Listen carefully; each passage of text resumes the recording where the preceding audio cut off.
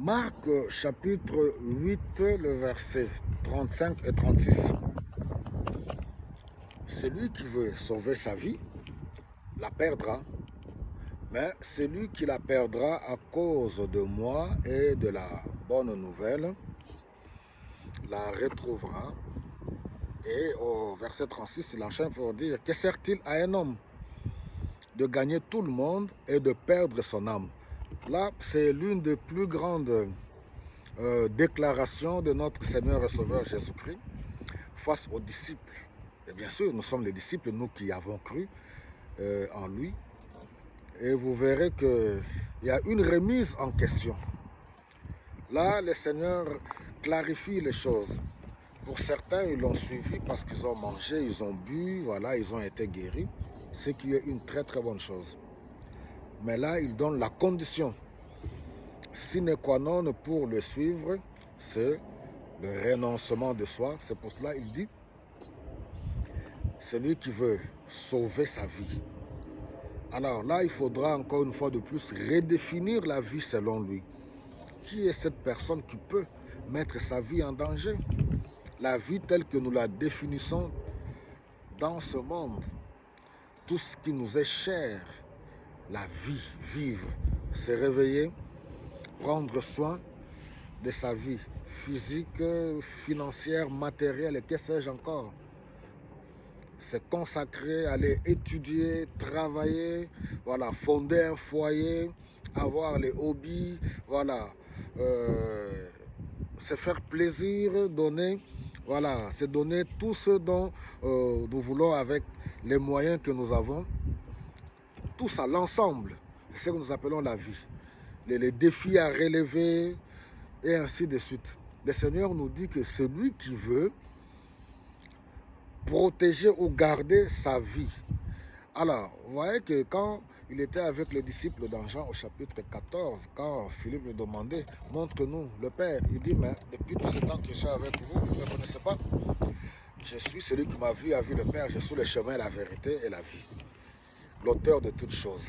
La vie selon Dieu, c'est la source d'existence, le souffle de vie. Et cette vie ne se définit pas dans cet espace de ce monde. Non, c'est cette vie qui va au-delà de ce que nous vivons sur cette terre. C'est l'éternité avec Christ. C'est une vie de droiture, une vie de la connaissance de Dieu, une vie de sanctification, une vie de sainteté, une vie d'amour. Parce qu'il est lui-même amour.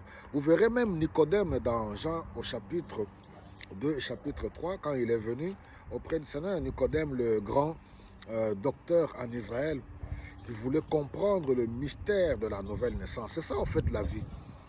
Parce que nous naissons naturellement, biologiquement, d'un père et d'une mère. Vous voyez? Alors, la naissance spirituelle, même le docteur de la loi, c'était très difficile pour lui à concevoir cela. Il dit: mais comment, moi qui suis déjà vieux, comme ça, barbu, comment pourrais-je naître encore de nouveau? Devrais-je entrer dans le ventre de ma mère? Devrais-je entrer dans le ventre de ma mère et naître de nouveau? Il dit: mais non, c'est le Seigneur qui répond à Nicodème: mais comment? Toi qui es docteur là, comment ne peux-tu pas comprendre cela? Donc, même la connaissance, là, en d'autres termes, perdre sa vie, c'est accepter, même de foi, la connaissance que nous avons même sur Dieu, nous l'amenons au pied pour que lui, il nous transmette une très bonne connaissance de Dieu par le Saint-Esprit.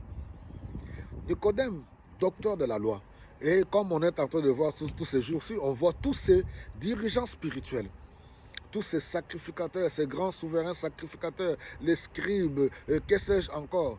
Toutes ces personnes pensaient connaître Dieu.